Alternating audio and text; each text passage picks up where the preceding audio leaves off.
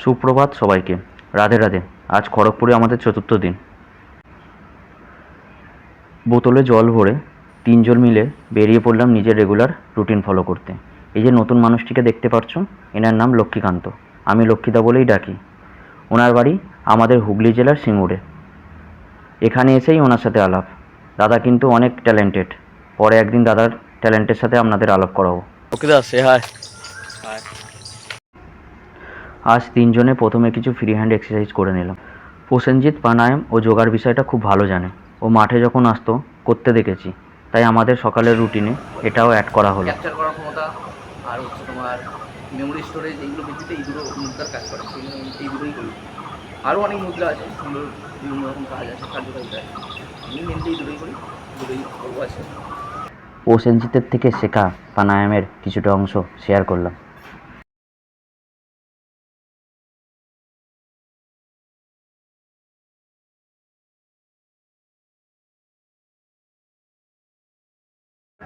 আম গাছগুলো ছোট হলেও আমে ভর্তি, দেখতেও খুব সুন্দর লাগছিল। সকালের জলখাবারে ছিল লুচি আর ডাল।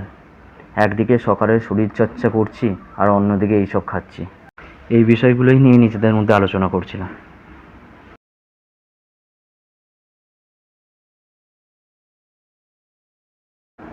সকালের জলখাবার শেষ করে ক্লাস অ্যাটেন্ড করলাম। আবার দুপুরের খাবার শেষ করে রেস্ট নিয়ে নেক্সট ক্লাসগুলো অ্যাটেন্ড করে রুমে এসে স্নান করে নিজেদের জন্য কিছু ফলাহাদির ব্যবস্থা করলাম। আমরা যে ব্লকটায় আছি সেখানে জলেশ্বরের ইউনিটের ছেলেরাই থাকে। একমাত্র আমিই আছি সাঁতরাগাছি ইউনিট থেকে। প্রসেনজিতের পোস্টিং জলেশ্বর ইউনিটে। এই 4 দিনেই প্রসেনজিতের বন্ধুগুলোর সাথে বন্ধু হিসাবে মিশে যেতে সমস্যা হয়নি। রুমে এসেছিল অমরজিৎ, আর প্রসেনজিৎ ভাই বৌদি মৌমিতার সাথে ভিডিও কলে কথা বলছিল।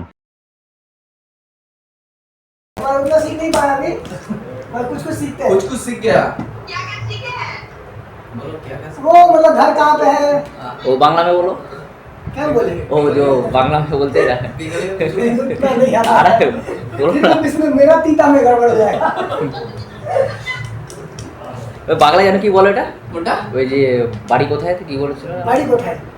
बड़ी। अभी तो सुन के वो रिपीट कर दिया। ऐसे ही याद है। ये जानता है, थोड़ा बहुत आता है। राजेश वो बोलते बड़े वालों, वो उसको आता है। क्या बंगाली? हिंदी। हिंदी कहाँ आता है? हिंदी उसको आता है ना। हिंदी का पूरा टाइट है। अरे उतना टाइम नहीं है भाई। हाँ बोल रहे हो। हाँ। अरे उतना तारीफ मत करो। मटन नहीं कर। मटन नहीं खाते। ये भी जानता ए अमरजीत भाई, ब्लॉग में हो आप, हाय कर दो। हाय हाय हाय। ठीक है, बाद में कॉल करते हैं। तुम भी ब्लॉग में आ जाओ। ये वाइफ? সন্ধ্যের দিকে আমাদের রুমে তাস খেলার আসর বসেছিল। আমি সাধারণত ছোটোবেলায় চিড়ে পান তাস মেটানো খেলাটাই খেলেছি, যেটা বড় হয়ে কেউই আর খেলে না। এখন 29, ব্রিজ, ব্রে এইগুলোর নামই শুনেছি। এই ধরনের খেলাগুলো কখনো খেলিনি আর পারিও না, তাই বসে খেলা দেখছিলাম। পরে অবশ্য প্রসেনজিতের থেকে বোঝার চেষ্টা করছিলাম। মাঝে কারেন্ট চলে গিয়েছিল, অবশ্য কিছুক্ষণের মধ্যে আবার লাইট চলে আসে।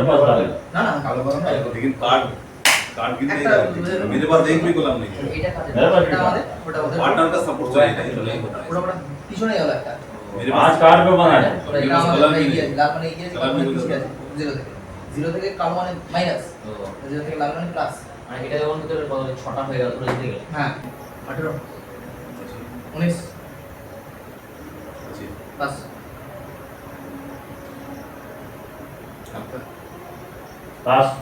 মনে পড়লো আজ পাঞ্জাব আর আরসিবির রাতে আইপিএল ফাইনাল, তাই নিচে গিয়ে নিচের গার্ডদার থেকে নিজের নামে রিমোট ইস্যু করে ম্যাচ দেখতে চালু করলাম।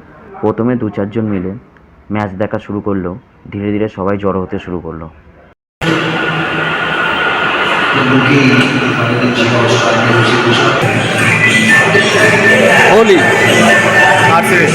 অপরদিকে ডাইনিং হল সামনে হবার ফলে অনেকেই খাবার নিয়ে এসে ম্যাচ দেখতে চালু করলো।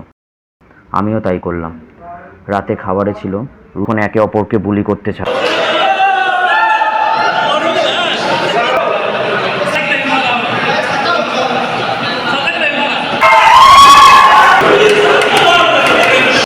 আরসিবির ব্যাটিং শেষ হওয়ার পর সবাই যে যার রুমে চলে যায়। আমারও ঘুম পাচ্ছিল, তাই আমিও রুমে চলে আসি। রাধে রাধে।